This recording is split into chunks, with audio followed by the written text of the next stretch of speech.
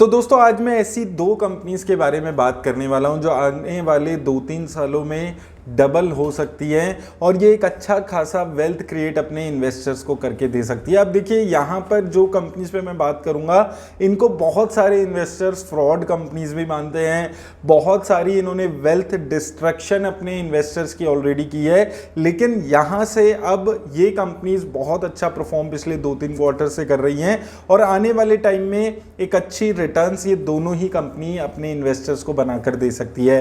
क्यों मुझे ऐसा लगता है उन पे मैं बात करूंगा। ऑलरेडी हम लोग काफ़ी टाइम पहले से इन कंपनीज पे बात करते हुए आ रहे हैं। तो पहली कंपनी इसमें से आ जाती है जोमेटो लिमिटेड। तो देखिए जोमेटो की शेयर्स पे हम 40-50 रुपए से होकर बात कर रहे हैं।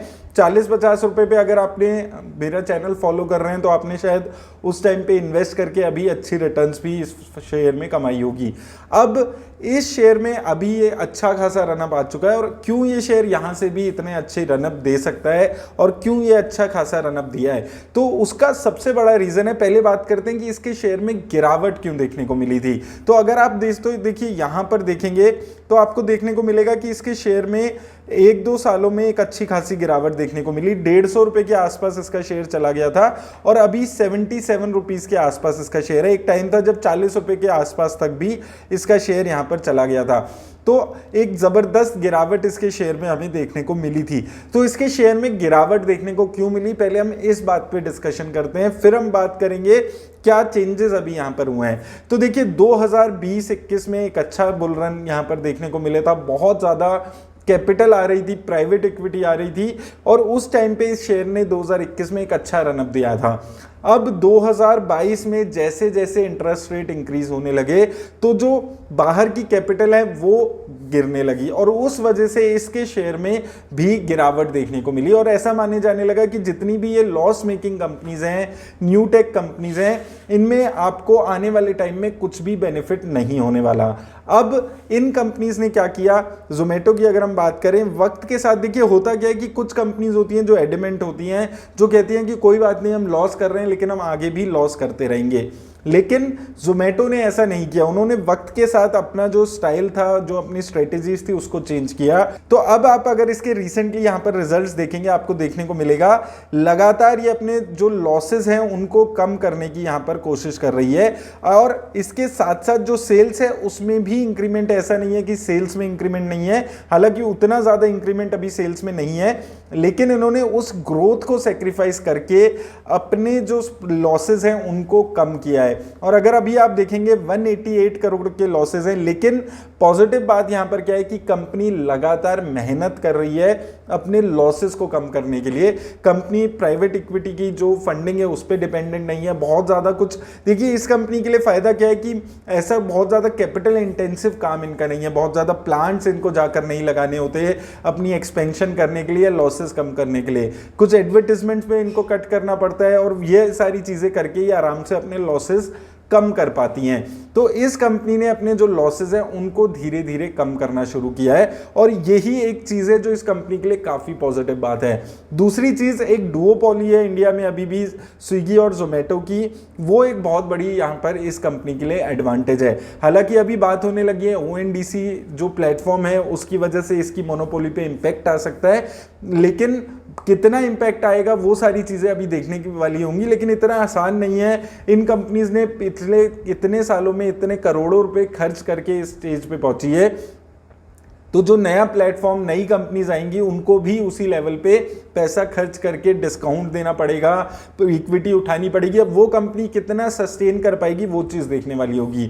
तो इसीलिए देखिए अगर आपको पता ही होगा कि ये कंपनीज अभी भी लोगों को लगता है कि बहुत ज्यादा नेगेटिव है, लेकिन अगर आपको दूसरी चीज से सोचेंगे, बहुत पुरानी कंपनी है ये, 10 साल पुरानी कंपनी है और 10 साल से ये कंपनी सर्वाइव करके आज इस लेवल तक पहुंच पाई है जहां पर धीरे धीरे ये कंपनी अब स्टॉक मार्केट से भी अपने जो रिटर्न्स हैं वहां पर फोकस कर पा रही है। तो इतनी आसानी से ये कंपनीज हार नहीं मानती हैं और एक अच्छी रिटर्न्स जैसे जैसे इसके लॉसेस कम होने लगेंगे इसके शेयर में आपको उसका इंपैक्ट देखने को मिलेगा और आने वाले 2-3 क्वार्टर्स में कंपनी की मैनेजमेंट का कहना है कि इनके लॉसेस कम हो जाएंगे और वहां से असली इनकी प्रॉफिटेबिलिटी की जर्नी शुरू होगी। तो मुझे लगता है कि ये कंपनी आने वाले टाइम में इन्वेस्टर्स को एक अच्छा खासा रिटर्न्स जनरेट करके देगी। और जो इसका ऑल टाइम हाई रहा है 150 के आसपास, ये कंपनी अपने आने वाले 2-3 सालों में जैसे जैसे इसकी जो प्रॉफिटेबिलिटी है वो इंक्रीज होगी, दूसरा धीरे धीरे जब इंटरेस्ट कॉस्ट कम होगी तो इन कंपनीज को बहुत ज़्यादा फायदा होता है।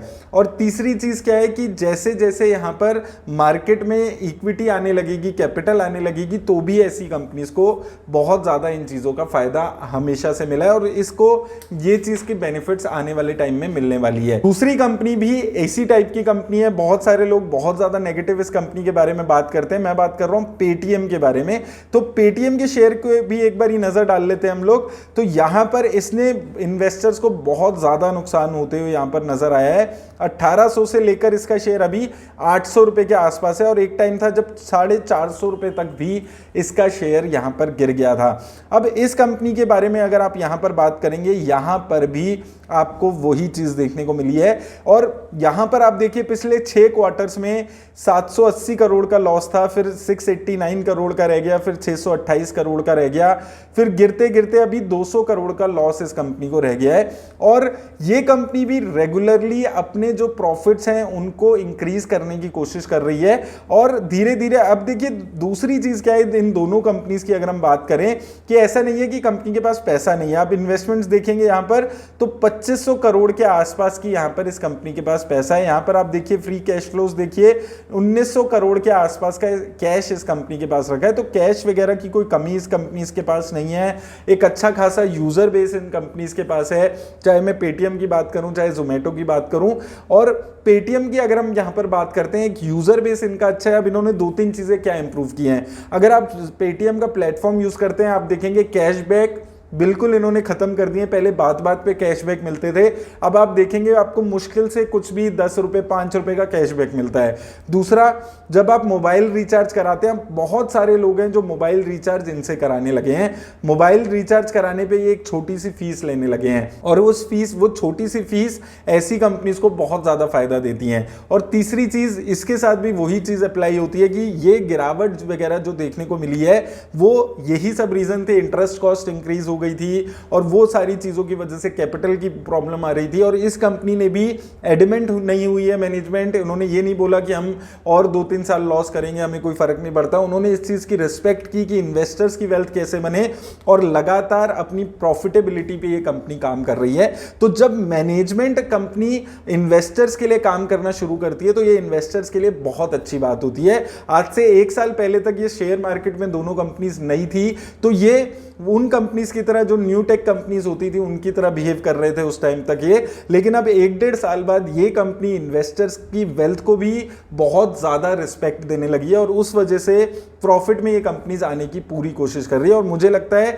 कि अगर इसी स्पीड से ये अपने लॉसेस को कम करते रहे तो प्रॉफिटेबिलिटी में ये कंपनी आ जाएगी, उसके बाद ये ग्रोथ पे जाएंगे। देखिए कंपनीज के बाद, ऐसी कंपनीज के बाद 2 ऑप्शन होती है, या तो ग्रोथ की बात करें या प्रॉफिटेबिलिटी की। तो इन दोनों ही कंपनी ने ग्रोथ पे बात अभी नहीं कर रहे हैं, अब ये प्रॉफिटेबिलिटी पे बात कर रहे हैं, जो कि बहुत ज़्यादा इंपॉर्टेंट होती है किसी भी कंपनी के लिए। तो इसलिए मुझे लगता है कि ये दोनों कंपनीज, हालांकि बहुत सारे लोग इन कंपनीज को प्रेफर नहीं करते हैं, लॉस मेकिंग कंपनीज हैं, लेकिन आपको समझना है कि ये वैसी लॉस मेकिंग कंपनीज नहीं है जो अपने लॉसेस को कंट्रोल नहीं कर सकती, क्योंकि ये एडवर्टीजमेंट चलाकर और उस टाइप के लॉसेस की वजह से इनको ज़्यादा लॉसेस होते हैं। तो इनका ऐसा नहीं है कि इनका बहुत ज़्यादा डेट है, दोनों ही डेट फ्री कंपनीज हैं लगभग, ऐसा नहीं है बहुत ज़्यादा डेट इन कंपनीज के ऊपर है जिसकी वजह से इंटरेस्ट ये रोक नहीं पाते हैं। इनको रेगुलरली वर्किंग कैपिटल बहुत तगड़ी चाहिए जो ये रोक नहीं सकते हैं। फैक्ट्रीज चल रही है, वो वाली चीज़ें इन कंपनीज के साथ नहीं है। तो ये अगर चाहें तो एक टाइम के बाद ये अच्छी प्रॉफिटेबिलिटी में कंपनीज आ सकती हैं। तो ये 2 कंपनीज हैं जो मुझे लगता है आने वाले 2-3 साल में आराम से डबल हो सकती हैं अगर ये इसी चीज़ों पर अपनी चलती रही। रिस्क क्या है कि जो ये अभी मैनेजमेंट अपना जो भी यहाँ पर आने वाले टाइम में गाइडेंस दे रहा है, अगर वो उसको फुलफिल नहीं कर पाए तो ये सबसे बड़ा रिस्क इन कंपनीज के लिए है। अब देखिए इसमें आपको एक चीज और समझनी है कि ऐसा नहीं है मैंने आज इस शेयर पे बात की आप मंडे को जाके इस शेयर को खरीदें। ये ऐसी कंपनीज हैं जब जब गिरे, जब जब कोई नेगेटिव न्यूज इन कंपनीज के लिए आए, कोई एक क्वार्टर में खराब रिजल्ट आए, तब आपको इन कंपनीज में एडिशंस करना चाहिए। जोमेटो में हमने 50 रुपए पे एडिशंस किए थे, पेटीएम में अगर आपको याद हो 600 रुपए पे हमने बात की थी एडिशंस की, और ये दोनों कंपनीज मेरे खुद के पोर्टफोलियो में भी है। तो जो व्यूज़ हैं वो बायस्ड भी हो सकते हैं, ये चीज़ भी आप समझ कर चलिए, लेकिन मुझे लगता है कि ये कंपनीज अच्छी रिटर्न्स आने वाले टाइम में दे सकती हैं, क्योंकि ये ऐसी कंपनीज नहीं है जो आसानी से हार मानकर बंद हो जाएंगी या ऐसा कुछ इन कंपनीज में हो जाएगा। लेकिन वैल्यूएशंस का ध्यान रखिए, जब जब गिरावट आए तब खरीदने के बारे में सोचिएगा इन कंपनीज को। ऐसा नहीं है कि कभी भी किसी भी प्राइस पे खरीद लें। हमने जोमेटो 50 रुपए पे और पेटीएम 800 रुपए पे खरीदा था, तो इन कंपनीज को रखिए अपने पास वॉच लिस्ट में। जैसे जैसे नेगेटिव न्यूज आए तो थोड़ा थोड़ा इन कंपनीज को ऐड करने के बारे में आप सोच सकते हैं। एक बारी इन कंपनीज की को स्टडी आप कर लीजिए। किसी भी तरह की इन्वेस्टमेंट की एडवाइस ये नहीं है, एजुकेशनल पर्पस के लिए अपने पर्सनल पॉइंट ऑफ व्यू में शेयर कर रहा हूं। तो इन्वेस्ट करने से पहले स्टडी करके खुद की और फाइनेंशियल एडवाइजर से बात करके ही इन्वेस्ट करिएगा। और अभी तक अगर आपने इंस्टाग्राम पे फॉलो नहीं किया है तो जाकर फॉलो जरूर करें। धन्यवाद।